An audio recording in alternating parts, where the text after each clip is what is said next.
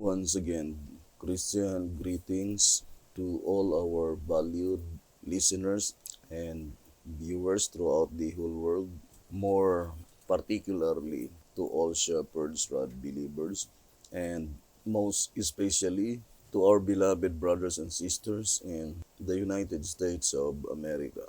Special greetings to our brethren in Colorado, in Fiji Island, in Mexico, Spain, and Africa, to the United Kingdom, and to our brethren in Australia, and to the rest of the 144,000 living saints scattered abroad. Greetings, and may the good Lord bless you. This is our episode 19 on the subject, the 12 figurative months.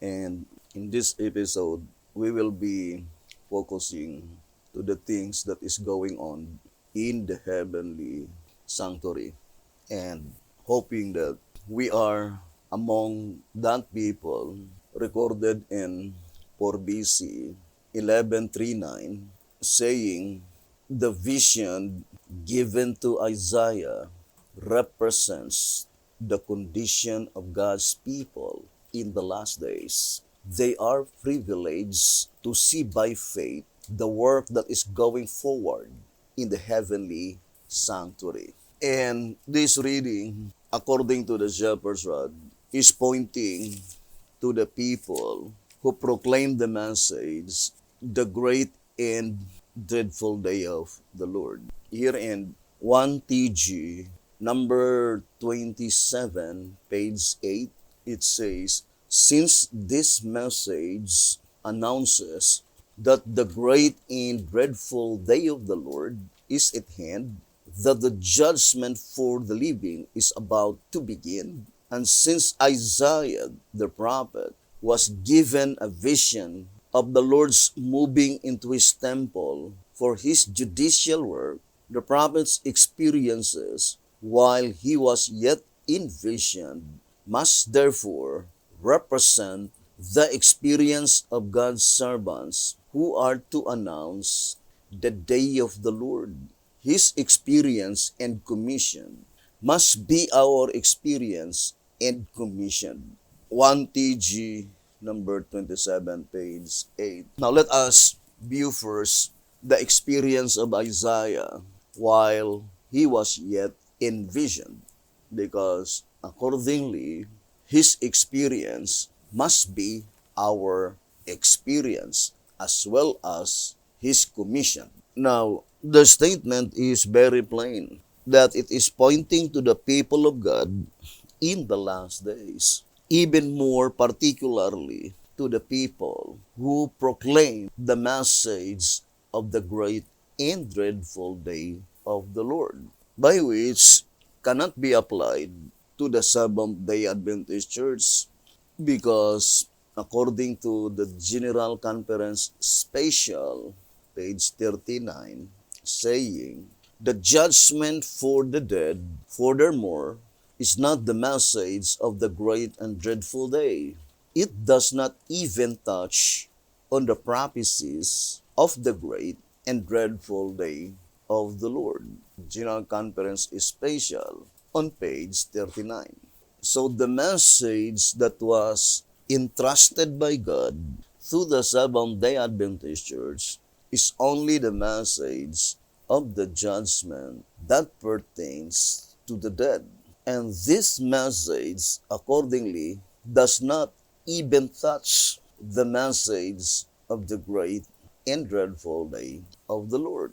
Therefore, it sounds illogical and impalpable inconsistency to apply unto them such people who are proclaiming the message of the great and dreadful day of the Lord. Obviously, therefore, this prophetic event recorded in Isaiah chapter 6 must be definitely applied to all Shepherd's Rod believers, to the faithful. Now, let us read again 4 BC 11:39. It says, Isaiah had denounced the sins or the sin of others But now he sees himself exposed to the same condemnation he had pronounced upon them. He had been satisfied with a cold, lifeless ceremony in his worship of God. He had not known this until the vision was given him of the Lord.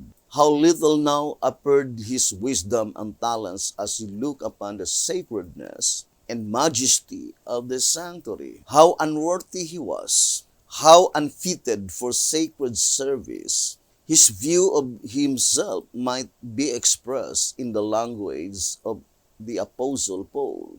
O wretched man that I am, who shall deliver me from the body of this death?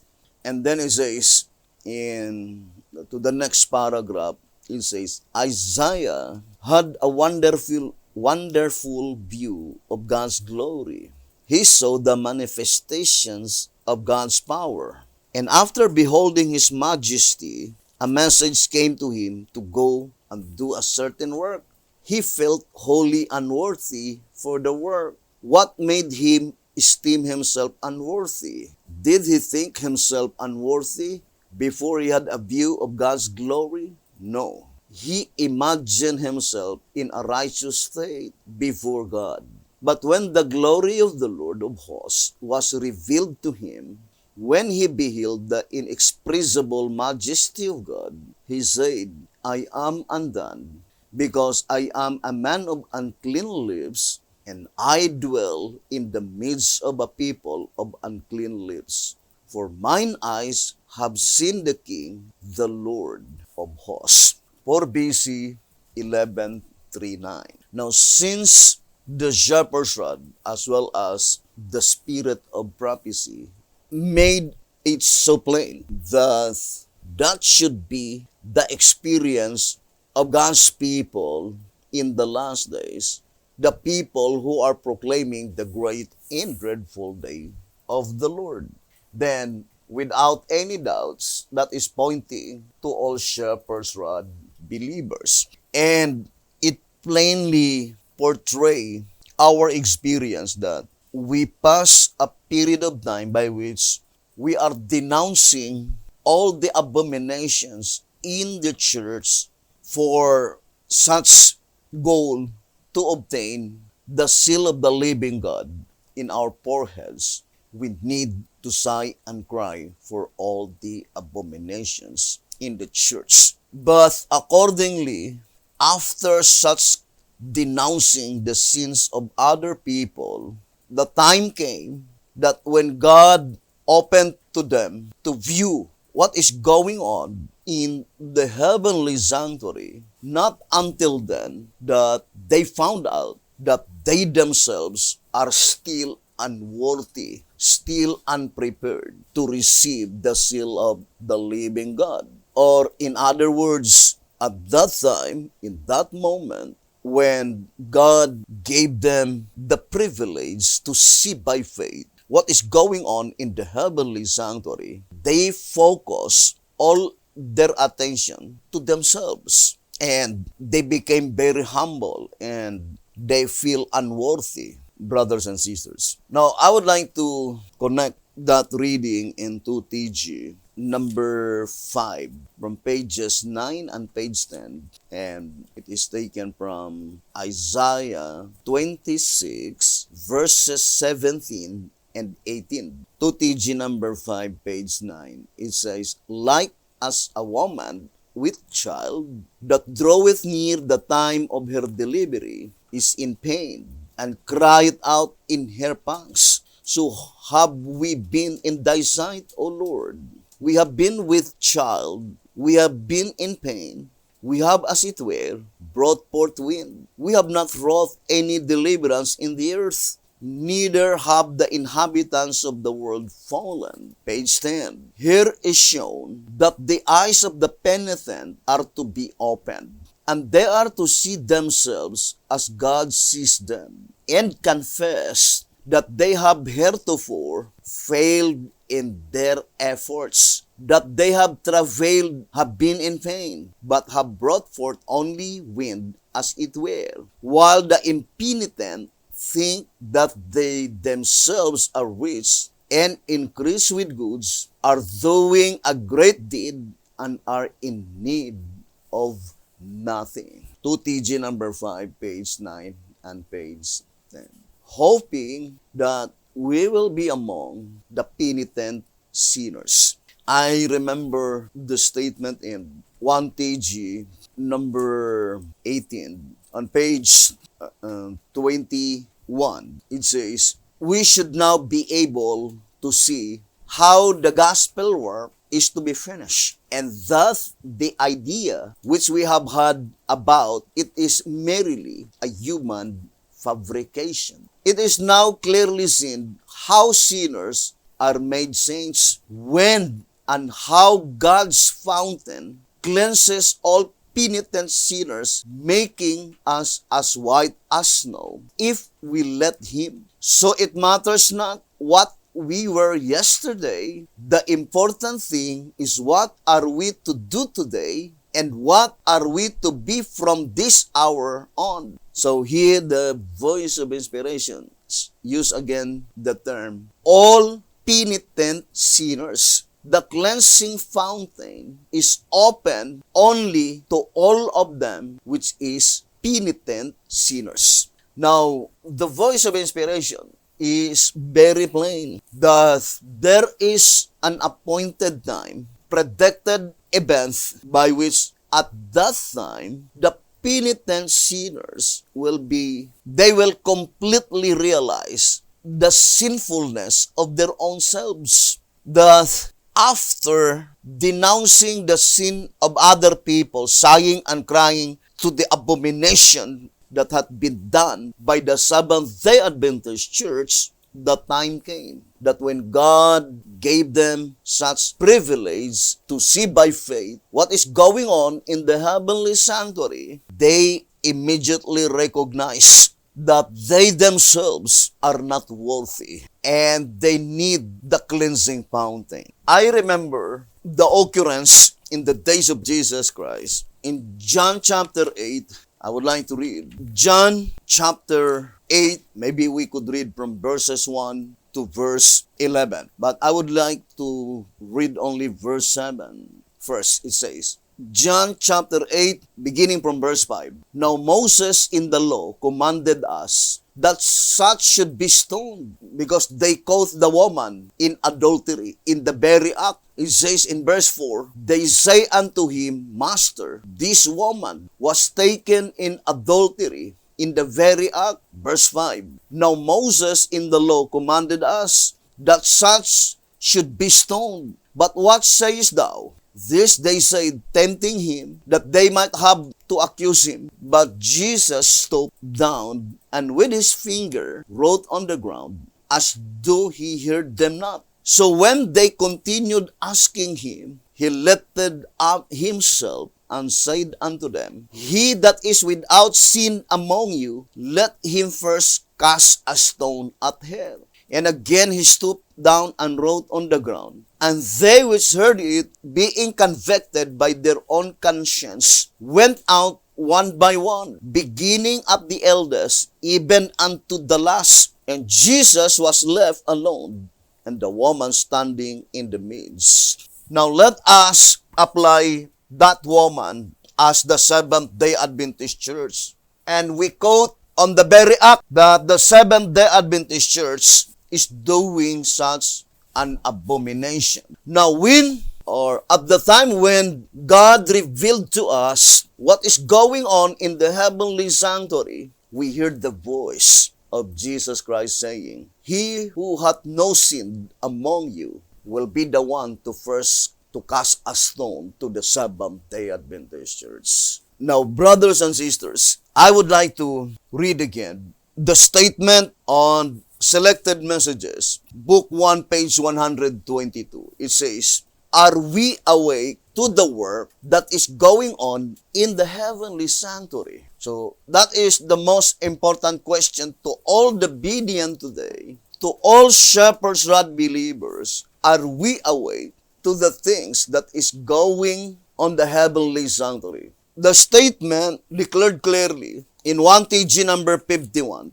brothers and sisters, pages 5 and 6, because we are now living in a period of time by which every Davidian are trying to prove throughout the whole world that they are the true movement. They are the real Davidian, quarreling and bickering each other, hostile against each other's faith. While in reality, they were in total ignorance what is going on in the heavenly sanctuary. Now, I would like to read again the statement in 1 TG 51, page 5 and page 6. If the church is not commensurably growing and expanding, then how can she be a living church? And how can she keep up with the signs of the times and with the progress in the sanctuary above? Ponder deeply, brethren. The voice of inspiration is pointing to the signs of the times. If you will read tract number 15, page 5, it says, the 7 seals, the signs of the times. So what is the signs of the times? That is the subject of the 7 seals, brethren. So that is the signs of the times, the subject of the 7 seals. And the shepherd's rod declared clearly in 2SR page 187, it says, in order to make a proper application of the 7 seals, we must have a better understanding of the heavenly sanctuary service, its origin, and the object of its existence as taught by the earthly sanctuary built by Moses. Hebrews chapter 8 verse 5, in the sanctuary construction and service is revealed the plan of salvation. 2SR page 187. Therefore, whatever understanding that we have at this present time concerning the subject of the 7 seals, while in reality we are in total ignorance what is going on in the heavenly sanctuary, for sure, such understanding is erroneous. For the shepherd's rod made it so plain that in order for us to make a proper application of the subject of the 7 seals, we need to have a better understanding concerning the heavenly sanctuary services, the proceedings in the heavenly sanctuary. Now, I would like to read to you again this reading material, which is exclusively distributed by the Bayesian movement, and hoping that this reading will awaken to their senses. Tract number 16, page 31. Look at the reading. It says, this, the 144,000, are they which follow the Lamb whithersoever he goeth. They follow him as truth progresses. Hence, they followed him as it progressed during his work in the sanctuary for the judgment of the dead. And they faithfully follow him on as his ministerial work changes to the judgment of the living. Thus, they follow him on in victory to Mount Zion. Now, here in Testimonies for the Church, volume 6, page 404, it says, brethren, to whom the truths of God's word had been opened, what part will you act in the closing scenes of this world's history? Are you awake to these solemn realities? Do you realize the grand work of preparation that is going on in heaven and on earth? Now, let me read to you tract number 3. So, it says here, tract number 3 from pages, 52 to 53. It says, so while it is necessary in the congregation of the dead to separate the wicked from the righteous, now awaiting the resurrection morning, it is just as necessary in the congregation of the living to separate the wicked from the righteous, now preparing for deliverance from the coming trouble and awaiting the second coming of Christ, his visible coming to wake the dead saints and to take up both them and the living. There are therefore two separations, one among the righteous dead and the other among the righteous living, the dead being appointed to resurrection and the living to translation. Those on the other hand, whose names shall be blotted out of the books are those who shall have failed to put on the wedding garment, Matthew 22 verse 11. At the master's command, verse 13, they shall be cast out, never more to be among the wedding guests. This cleansing of the book of life is further seen to be necessary in order to enable the angels rightly to select the saints. For when the Son of Man comes with all his angels, he shall send them with a great sound of a trumpet, and they shall gather together his elect, the resurrected, from the four winds, from one end of heaven to the other, Matthew 24 verse 31, and take them to join the living. The concentrated light now shining forth from the prophecies herein viewed in their correlative connection shows that both the sanctuary in heaven and the one on earth were polluted not by the political and military conquest of heathen powers, but rather first by some of his converts not enduring, Matthew 10 verse 22. Second, by Satan's bringing in the tails while men slept, Matthew 13 verse 25. And third, by the exceeding great sons casting out the daily, trading down the truth, and bringing in the abomination that maketh desolate, thus involving both earthly and heavenly sanctuaries. This startling revelation shows conclusively that the cleansing according to Daniel 8 verse 14 is first of the sanctuary in heaven and second on the sanctuary on earth. Important as it is, any who would fail to make a diligent and careful study of the nature and significance of this great work of God's investigating the guests who have come in for the wedding are simply indifferent to the prospects of eternal life, so great salvation. For when a person's judgment is pending and he is unaware of the fact, he will be unprepared and unable to stand when his case is investigated. To this all-important subject, therefore, we ought to give the more earnest heed, Hebrews chapter 2 verse 1. And in doing this, we must approach the judgment in the light of the parables. Then it says, the seed sower, the seed, the field, the season of cultivation and growing, and the season of harvest must together be perfectly calculated to illustrate the spiritual kingdom. Otherwise, the representation can only lead into error instead of into truth. The 4 seasons of the year all being required in completing the process of planting, raising, and harvesting the year's crops, and autumn being the beginning of the agricultural year, just as the close of the summer season is the feast of ingathering, which is in the end of the year, when thou hast gathered in thy labors out of thy field. Exodus 23 verse 16.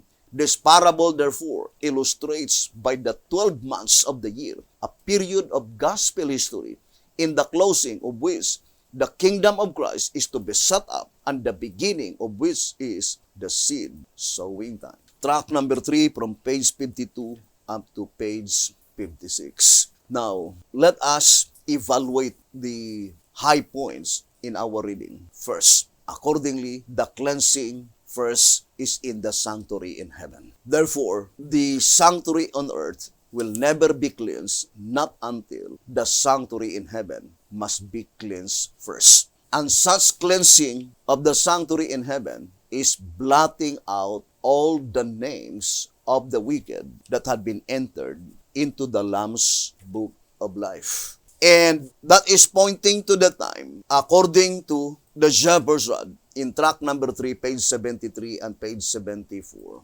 Saying, being the day of atonement in type for both the dead and the living, this service of the earthly tabernacle therefore projects the day of atonement in its antitype. The cleansing of the sanctuary in heaven from unworthy names in the books, and the cleansing of the church on earth from its unconverted and unstable members, thus bringing the time of clean books. Bringing the time of clean books, and then clean church, and then clean people, arranged in its proper order. The very first cleansing must be accomplished first in the heavenly sanctuary, by which there must be a final day of atonement, by which that day of atonement, that is the very last day of atonement, blotting out all the names of the wicked. Now, in track number 3, on page 20, track number 3, page 20, it says,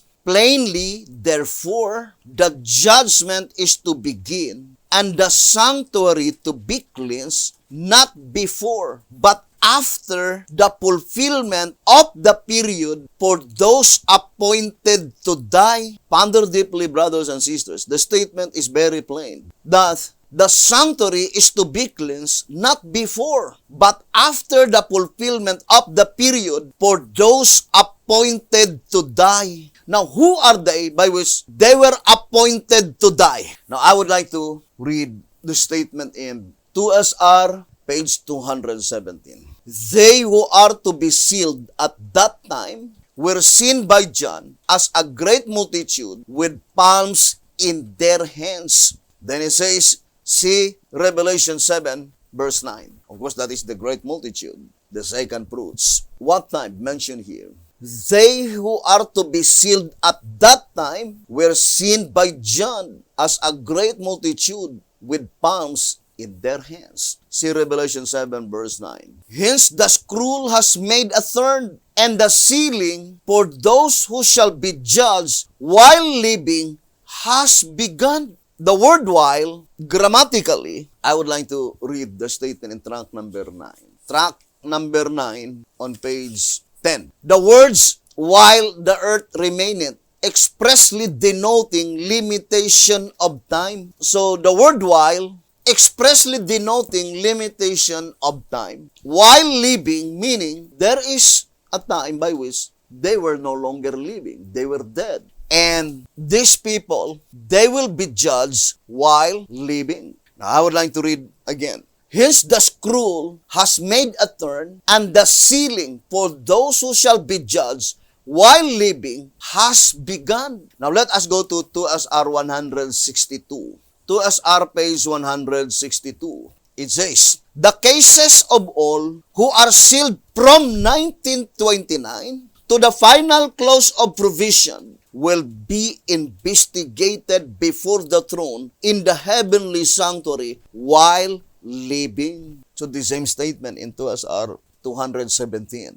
They will be judged while living. The same with the statement in track number 3, page 20. Appointed to die. Now let's go back again to the reading in track number 3 on page 20.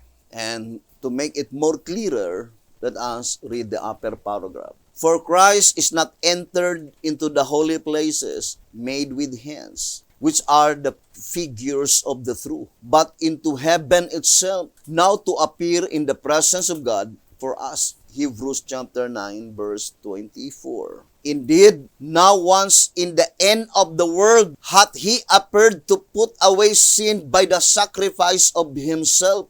And as it is appointed unto men once to die, but after this, the judgment. Hebrews 9 verse 26 and 27. The cleansing of the sanctuary. Daniel 8 verse 14. What is the focal point of Daniel 8:14? No, it is not at the time when the cleansing is still in progress, but it is in the time when the cleansing is finished. And in 1 TG number 45 on page 12, let me read to you the statement. We are to study the 66th chapter of Isaiah. In this chapter, the Lord speaks to two groups of servants. The servants up to the cleansing of the sanctuary, Daniel 8:14, up to the judgment for the living, the purification of the church. And we already explained, brethren, whether you believe it or not, but that is the reality. The servants mentioned here cannot be the Seventh-day Adventist Church because they were already rejected by God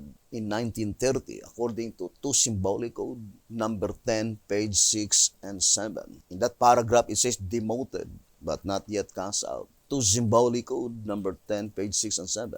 But these servants, their boundary line is up to the judgment for the living. That is their boundary line. Up to the judgment for the living, the cleansing of the sanctuary. So the statement given by the shepherd's rod in track number 3, page 20, It says, plainly, therefore, the judgment is to begin and the sanctuary to be cleansed, not before, but after the fulfillment of the period for those appointed to die. That among the saints that are destined for resurrection, there must be a group of people by which they were judged in the heavenly sanctuary while living. That is the last constituent under the sixth seal. Revelation 14:13.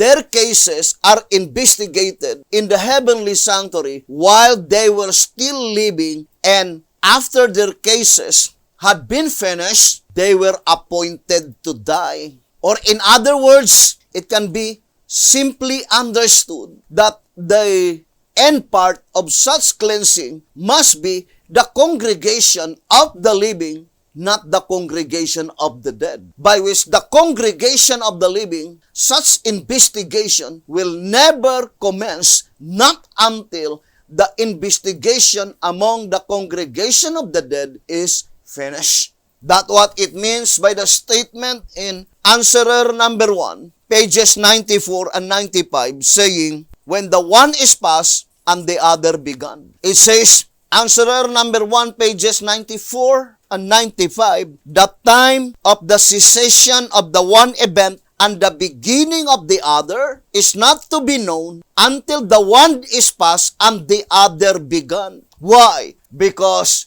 the scripture is inscribed in present tense. Fear God and give glory to Him, for the hour of His judgment is come. 1 SR 156 and 157 saying, therefore God did not intend to make the judgment known not until after the hour had come. And that is called the everlasting gospel, by which the everlasting gospel is divided into two divisions. First, it must be proclaimed to many nations, and then to all nations. And the many nations that is directed to the 12 tribes, spiritual Israel, to let them know that the judgment for the living is in progress, and urging everyone. It says here in 2 SR 164, but when our high priest shall begin the atonement for the living, there must be a message of present truth, sounding of the trumpet, urging everyone to lay hold on the Lamb of God, which is Jesus Christ, by which only can he in figure come to the sanctuary, confess his sin, and secure his life. By which such admonition, it says in 2 SR 219, while the judgment for the living is in progress, every sin must be confessed and put away. He who would neglect this great privilege will find himself involved in everlasting ruin, cut off from among his people. Ignoring this most vital subject would not profit us in the least. And that is the very statement we read in tract number 3, page 54, saying, for when a person's judgment is pending and he is unaware of the fact, he will be unprepared and unable to stand when his case is investigated. Now, ponder deeply, brothers and sisters. Now, I would like to read again the statement here in 2 SR 162. Let's read the statement, 2 SR 162. It says, the cases of all who are sealed from 1929 to the final close of provision will be investigated before the throne in the heavenly sanctuary while living. To repeat again, it points out directly to the last constituent under the altar. They were the only one by which their cases will be investigated in the heavenly sanctuary while they were still alive, while living. Brothers and sisters, but that investigation is in the most holy place. Now, I would like to read to you here in tract number 3, 1934 edition, on page 76. It says, spirit of prophecy in perfect harmony. Now, to prove that Sister White's writings are in perfect harmony with the testimonies of the prophets, we quote from the Great Controversy, page 425, showing that the purification of the church took place while the investigative judgment of the dead was going on. Brethren, the term purification of the church is directly pointing to the living saints, pointing to the sealing of the 144,000. That is called the purification of the church. Now, for example, let me read to you. Then we'll go back to that reading. In Answerer number 3, page 66. Answerer number 3, page 66. Let every honest member ask the question, if the church herself is not saved, Testimonies, volume 3, page 253, not following Christ the leader, her leader, and has become an harlot, how can she save others? The greatest need, therefore, is first to save those in the church, then those in the world. The special work of purification, of putting away of sin among God's people, the closing work for the church in the sailing time of the 144,000 must come first, then is to follow the sealing of those in the world.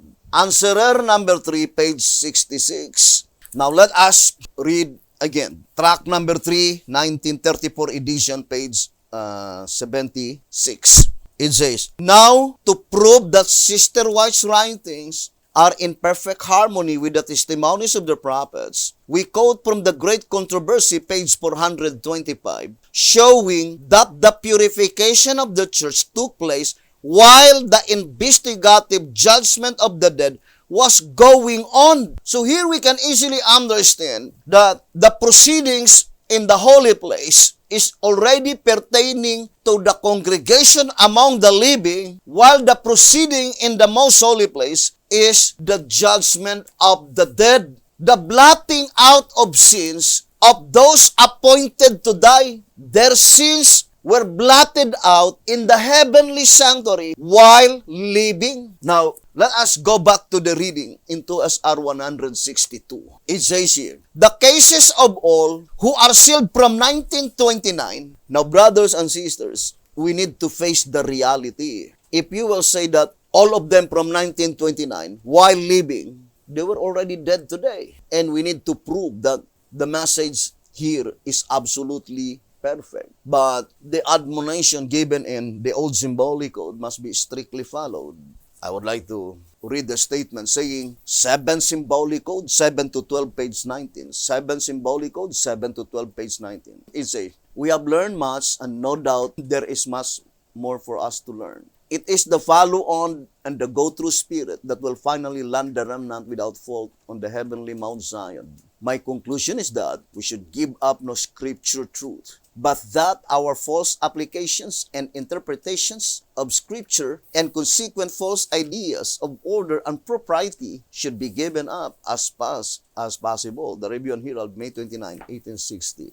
So to apply this statement in the perfect fulfillment of the prophecy without any doubts, this must be saying that the cases of all who are sealed from all the Bedean, 1929 is pointing to all the Bedean, to the final clause of provision, will be investigated before the throne in the heavenly sanctuary while living. Or in other words, it must be pointing to all of them who are destined to die. Revelation 14:13. And then it says, the investigation commences after the fulfillment of Ezekiel 9. Bidhotep died, and the fulfillment of Ezekiel 9 never been fulfilled in his lifetime. When they will be investigated in the heavenly sanctuary, after the fulfillment of Ezekiel 9. And then it says, open and close parenthesis, after the fulfillment of Ezekiel 9, it says, those who are sealed from 1929 to the fulfillment of Ezekiel 9, clause of provision for the church, are living saints, 144,000 in number, who shall never die, translated without tasting death. Now, let us analyze closely, brothers and sisters. When does that event called fulfillment of Ezekiel 9? I would like to show to you first the diagram of the chart of Bidhotep concerning the 12 figurative months. And try to look at, brothers and sisters, this one, fulfillment of Ezekiel 9, expiration of the 5 symbolical months. Look at, fulfillment of Ezekiel 9. And this is the expiration of the 5 symbolical months. And we know that that is September 16. And you can see the arrow in the fulfillment of Ezekiel 9. Let us go there.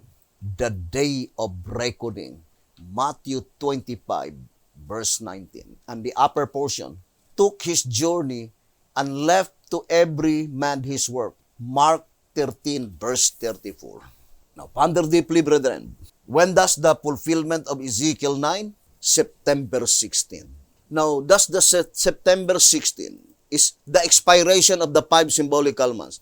Is it the commencement of the fulfillment of Ezekiel 9? Or is it the end part of the fulfillment of Ezekiel 9? Now, let us focus first to that description in that chart that the fulfillment of Ezekiel 9 is the day of reckoning. Now, let us read track number 3. Track number 3, page 8. It says, so there must come a day of reckoning, a day when the names of those who are found unworthy of eternal life will be blotted out of the Lamb's book of life, a proceeding for which the only correct term can be investigative judgment.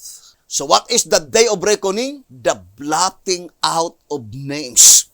And what is that day of reckoning? In the chart, the fulfillment of Ezekiel 9. The fulfillment of Ezekiel 9. When does the fulfillment of Ezekiel 9 begins? Begins after the expiration of the 5 symbolical months, according to that reading.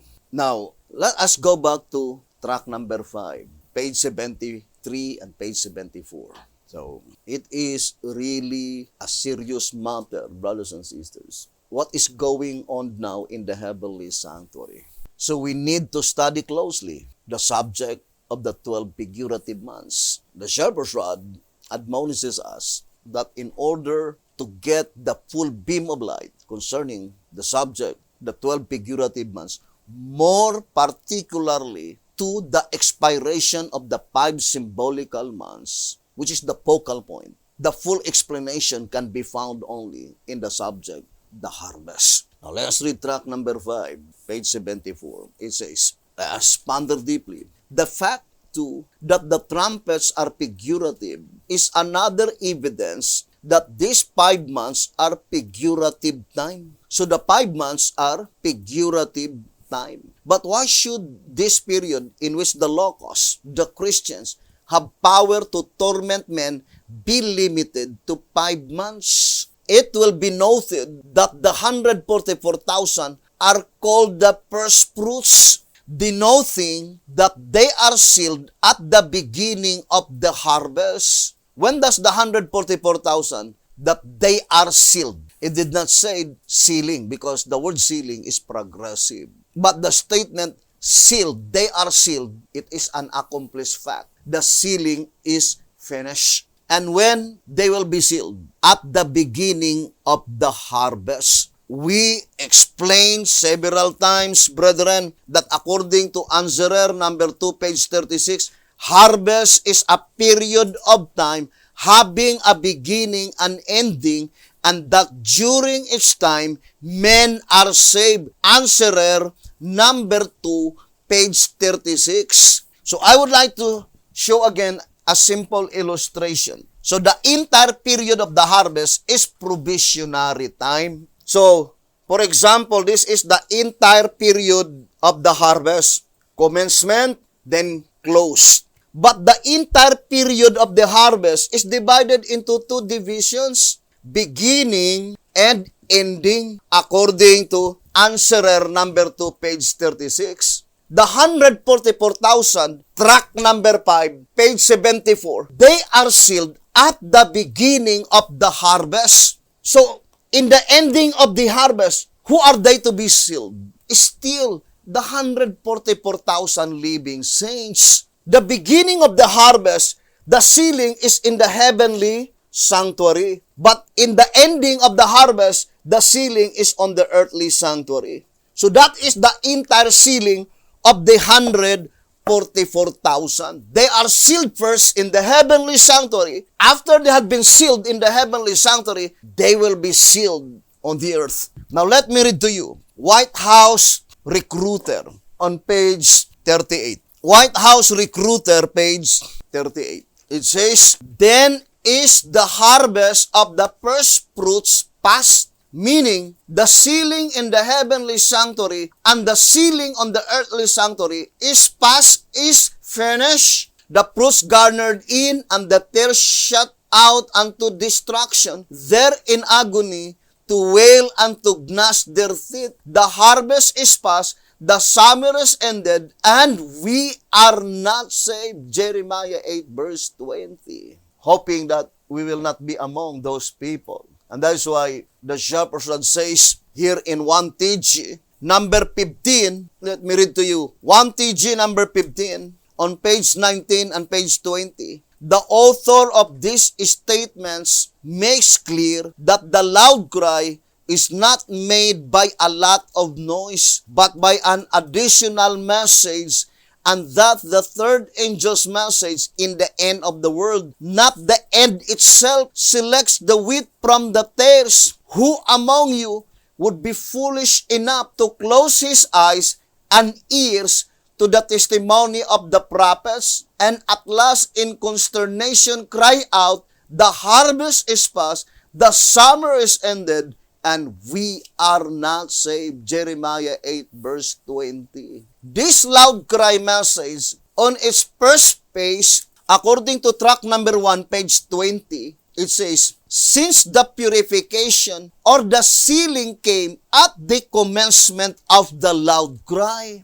Loud cry is not made of a lot of noise, but an additional message. But in White House Recruiter, page 39, it says, "But in what way is it to give absolute power and force to them?" Concerning the three angels' message. First, by bringing to light the heretofore unrevealed aspects of the judgment. Bringing to light, meaning the complete unfoldment of all the aspects that pertains to the judgment. The only knowledge that Sabbath keepers has concerning the aspects of the judgment is the commencement of the judgment of the dead, October 22, 1844. And that is the only knowledge that they had. But all the aspects that pertains to the judgment must first be revealed. And when it will be completely revealed, it signalizes that the sealing of the 144,000 begins the commencement of the loud cry message to the 144,000. Of course, the loud cry message must be the everlasting gospel. Proclaim first to many nations, fear God and give glory to Him, for the hour of His judgment is come. If you fear God, you will never did anything by which the word of God condemns. But, brothers and sisters, this message should brought down to our inner soul. The Voice of Inspiration says here in 1 TG 28:12, "Indeed, the important thing is not how good or how bad we are. Even myself, I know that I am not good. But thank God, He gave me another chance of my life to completely change, while probationary time still lingers. And I am not bothered whatever the enemy is speaking against me. The most important thing is that Jesus Christ accepts my repentance. Indeed, the important thing is not how good or how bad we are or have been, but how susceptible and submissive to present truth we are now while it unfolds. The present truth under the seventh seal is now continually unfolding every day. The real burden of our prayer should be that we catch a vision of the truth that makes free if accepted as the scroll and rules. 1 TG 28, page 12. Now let us go back again to track number 5, page 74. It will be noted that the 144,000 are called the first fruits, denoting that they are sealed at the beginning of the harvest, the commencement of the time to separate the tares from the wheat. when would be the beginning of the harvest, the commencement of the beginning of the harvest, according to this reading? That is the time to separate the tares from the wheat. Now, if you will be saying that occurrence, the time to separate the tares from the wheat is the slaughtering, are we saying, brothers and sisters, because the statement is very plain. Now, I would like to show to you. This is called the beginning of the harvest. Beginning of the harvest. And within this period of time, the 144,000 are sealed, according to the reading. Because the word beginning is a period of time. And they are sealed. The sealing is cumulative process. So the entire 144,000, all of them are completely sealed when that period called the beginning of the harvest is finished. This is the commencement. And this is the time when the beginning of the harvest is closed. Now ponder deeply the statement. When does the beginning of the harvest commence? It commences at the time to separate the tares from the wheat. So the commencement of the beginning of the harvest will be after the tares are separated. After the tares are separated from the wheat. Now, if you will be saying that this occurrence, the tares are separated from the wheat, because that is the commencement of the harvest, the first section is the slaughtering, are we saying that the 144,000 will be sealed after the slaughtering? Ponder deeply, brothers and sisters. Then the only conclusion admissible is that such occurrence is in the heavenly sanctuary after the blotting out of names of all the wicked among the congregation of the living. And it perfectly corroborates to the vision of Sister White in early writings, page 38. God showed to her the vision that at the time when Jesus Christ is pleading to God the Father to hold the four winds, because at that time, Jesus Christ is gazing on pity to the remnant which were not yet sealed. The mere fact that they are called remnant, according to the definition of the shepherd's rod, in 1 SR 102, the term remnant, that which is left after the separation or after the removal or after the destruction of a part. 1 SR 102. So it's easy to understand that when Jesus Christ pleaded to God the Father to hold the four winds, because He gazed on pity to the remnant which were not yet sealed, plainly indicating that the blotting out of names among the congregation of the living is already finished, and the 144,000 had been left in the Lamb's Book of Life, and that is the reason that they are called remnant. Perfectly corroborating to the statement in 1 TG number 6, page 38. Now let us read again the statement.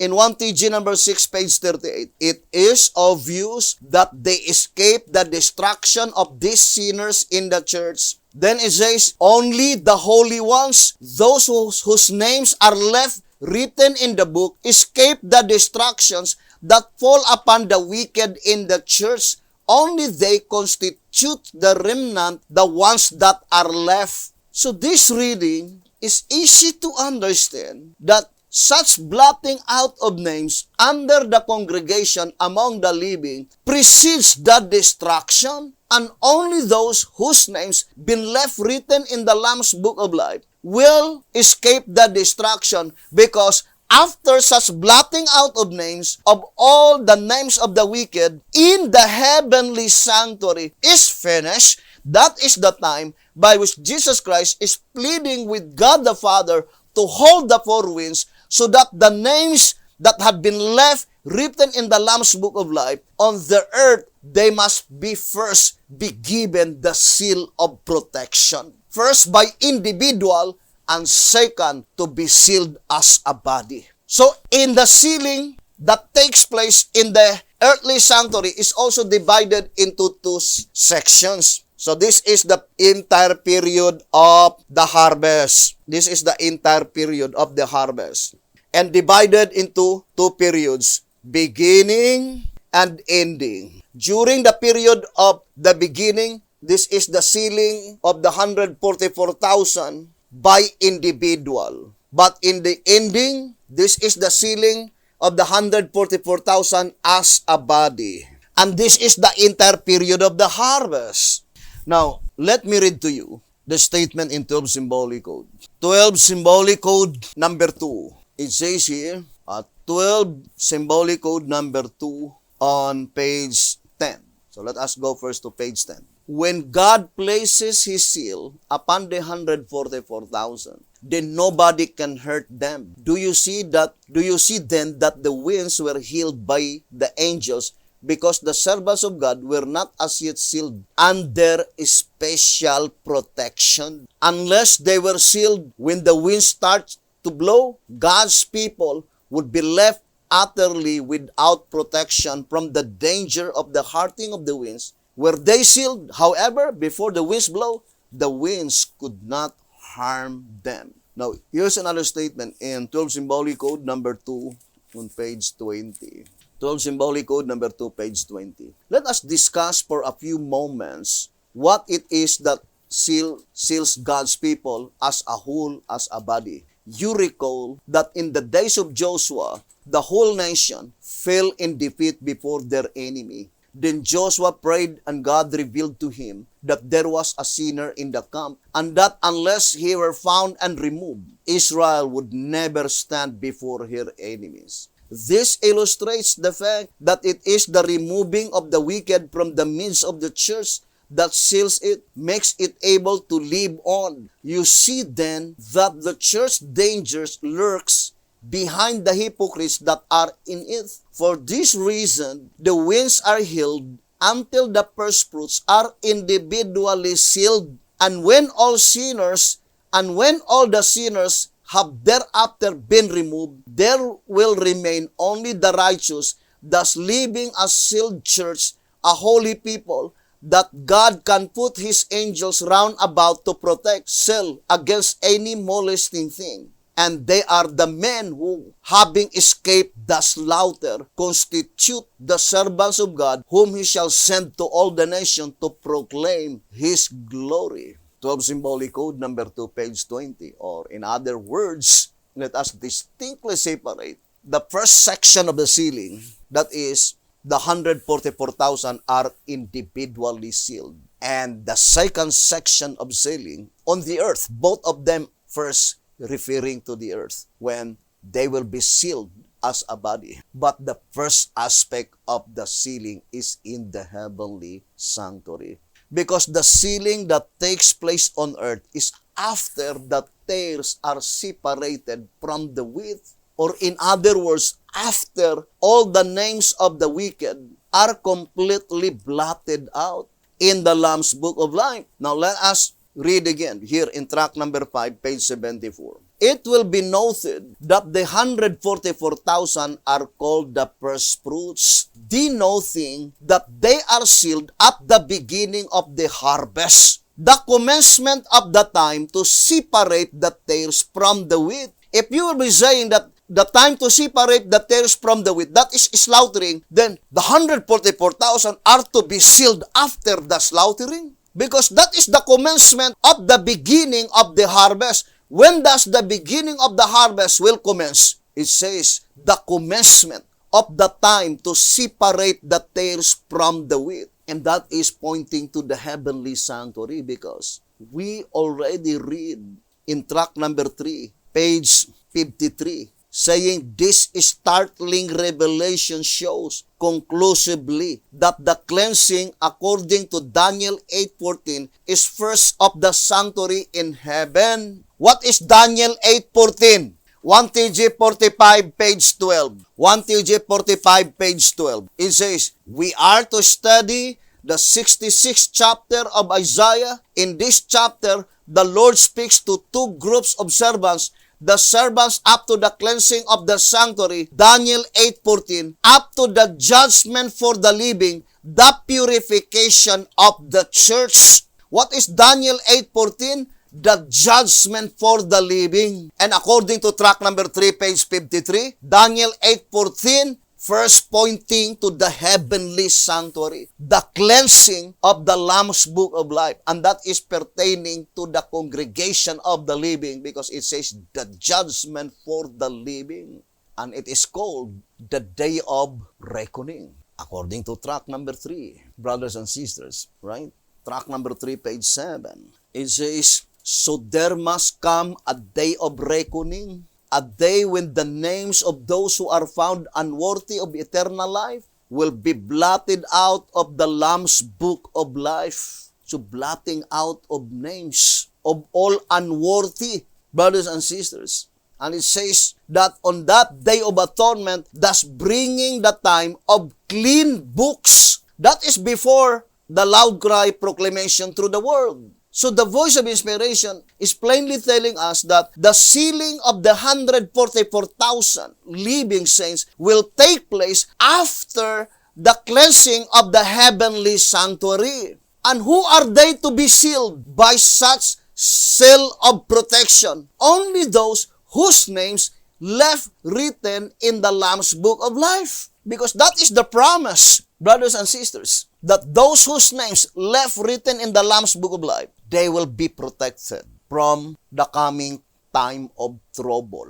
In 1 TG, number 6, it says here, page 38 and 39, it is to be when the purification of the church takes place during the judgment for the living in the house of God. 1 Peter 4:17. So remember, brethren, let us distinctly separate 1 Peter 4:17 and the judgment for the living in the world. Because the judgment for the living that pertains to the second fruits, that is after the slaughtering. The sign of the event that the judgment for the living commenced to the world is the day of slaughtering. But in the church, it says it does not disturb either the dead or the living in the church, brothers and sisters, because the proceedings takes place in the heavenly sanctuary, and only those who watch carefully, who studied earnestly concerning what is going on in the heavenly sanctuary, will be able to stand. It says here in 5 answerer number 5, page 30, this is the first aspect of the judgment, and being only a book work, a work that does not disturb either the dead in the graves or the living in the church, it takes place in heaven. If the judgment for the living in the church takes place in heaven after the slaughtering, would you think it will not disturb us? It's illogical. Why is it that you are not slaughtered? If you will say that because my names have been left written in the Lamb's book of life. How could you say that our names left written in the Lamb's book of life if that occurrence is after the slaughtering? The slaughtering is Passover week. The blotting out of names is Day of Atonement. So there are 6 months gap of time, brothers and sisters. To repeat again, when the judgment for the living begins to the great multitude, that is the time that they need to confess their sins and secure their life to come to the sanctuary. And that occurrence is after the slaughtering. But it is illogical that admonition in 2 SR 219, that when the judgment for the living is in progress in the church, that is the time to confess our sin, to secure our life, and that judgment for the living in the church takes place after the slaughtering. Very illogical. Now, I would like to read again the statement. It is to be when the purification of the church takes place during the judgment for the living in the house of God, 1 Peter 4:17, during the separation of the wheat from the tares. Who are they? Who are they, the wheat? 1 SR 228. The wheat represents the 144,000. 1 SR 228. Who are they, the wheat? The 144,000. During the separation of the wheat from the tares, so it is the 144,000. It is the righteous that have been taken out from among the tares. Who are they, the tares? Answerer number 2, page 47. Flood and tares are figurative equivalents. Who are they, the flood? 2 TG 24:24. The dragon-prompted interpreters. Who are they? Korah, Datam, and Abiram. They uninspired leadership. The admonition is separate yourselves. Number 16, 21, and 26. And that is the announcement, 2 TG 43:11, since the announcement of the separation of the saints originate with the 11th hour servants, the separation of the saints. Brothers and sisters, the shepherd's rod made it so plain. I would like to read to you. Very plain. To symbolic code number 1, page 6. The above quotation needs no interpretation, as thus early writings, page 71. It is definite that before God's people receive the seal, they must separate themselves from sin and sinners. We are also sinners, but penitent sinners. Who are they, the penitent sinners? They are those who accept the present truth, who follow the Lamb whithersoever he goeth. But the impenitent sinners, they were so proud, boastful. They think that they are increased with goods and need of nothing. Ponder deeply, brothers and sisters. The only movement that you need to connect yourself must be the movement where the present truth is bestowed by God. That's why in tract 14, page 38, that to know their church aright through timely truth is what brings life eternal. How could you be able to recognize the right church with the right doctrine? That is only through timely truth. And that is the only movement that you need to connect yourself. And as far as the shepherd's rod is thus concerned, that is the movement of Elijah. General Conference Special, page 9. There is no other movement that will be shielded except the movement of antitypical Elijah the Tishbite, the last prophet by which God bestowed unto him all the information concerning the plan of redemption. And it says, brethren, 1 TG number 6, page 38 and 39, it is to be when the purification of the church takes place during the judgment for the living in the house of God, during the separation of the wheat from the tares. In the harvest time, the good fish are separated from among the bad. And the last one, it says, the goats from among the sheep. That is pointing to the heavenly sanctuary. But the statement, separation of the wheat from the tares, the good fish from the bad, that is pertaining to the earthly sanctuary. Ponder deeply, brothers and sisters. The Voice of Inspiration says, in tract number 8, page 21, those who give implicit heed to the call shall have an irresistible desire to come fully into line and to have the Lord separate them from sin and sinners. They alone shall receive the seal of God, and as the first fruits of the kingdom, 144,000 strong stand with the Lamb on Mount Zion. And the mere fact, to repeat again, that in the vision of Sister White, quoted in the shepherd's rod, that the 144,000 is scattered throughout the breadth and length of the earth without a shepherd, indicates clearly that all of them separated from the movements by which they belong, and they were scattered throughout the earth without a shepherd. At that time, they will receive the individual seal, and then God will gather them into one church, that they will obtain the seal as a body, and then the slaughtering begins. Brothers and sisters, the time is really running out, and we are in the very nick of time. And that statement that we are proclaiming the message in an emergency, according to the great controversy, is actually in fulfilling on the days in which we are living. So, hoping that you will abide listening and viewing this program, and we will try our best to share this message throughout the whole world. I do fully believe that the 144,000 living saints are listening, because the word of God will not return unto him void.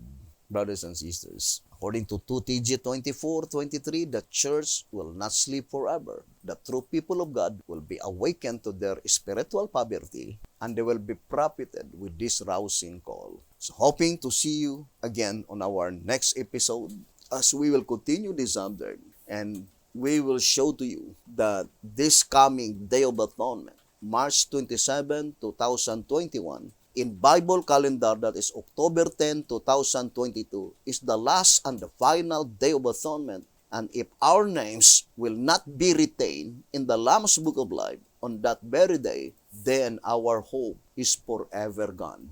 We could no longer alter the situation. It is called by inspiration, irrevocable decision. Our eternal destiny is forever fixed. Thank you very much for listening and viewing this program. We love you, brethren, hoping to see you in God's kingdom. May the good Lord bless you and have a beautiful, wonderful evening.